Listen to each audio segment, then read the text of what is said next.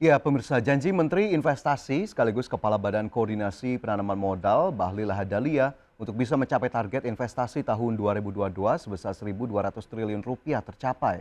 Kementerian Investasi atau BKPM mencatat realisasi investasi sepanjang 2022 mencapai 1.207,2 triliun atau 100,61% dari yang ditargetkan pemerintah.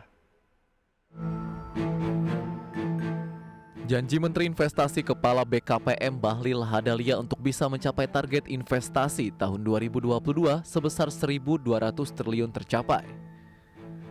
Realisasi investasi sepanjang 2022 mencapai 1.207,2 triliun atau 100,61% dari yang ditargetkan pemerintah. Realisasi investasi tersebut menurut Bahlil tumbuh 34% dibandingkan tahun 2021.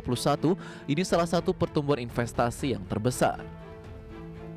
Rinciannya investasi domestik sebesar 552,8 triliun rupiah atau 45,8% dari total investasi. Hasil tersebut tumbuh 23,6% ketimbang periode 2021.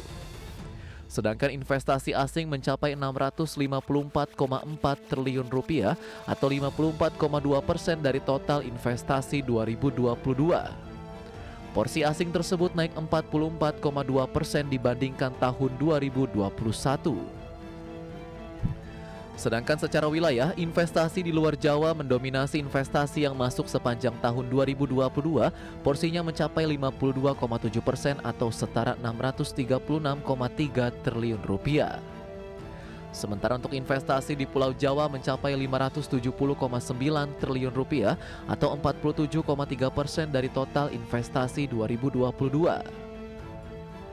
Jika dilihat secara sektor, industri jasa dalam beberapa tahun terakhir masih mendominasi realisasi investasi di dalam negeri. Untuk tahun ini jumlahnya mencapai 494,9 triliun rupiah atau 41% dari realisasi investasi. Yang termasuk investasi di sektor jasa adalah transportasi, gudang, telekomunikasi, perumahan, perkantoran hingga kawasan industri. Sedangkan investasi untuk sektor industri pengolahan pada tahun lalu jumlahnya paling besar, yakni mencapai 497,7 triliun.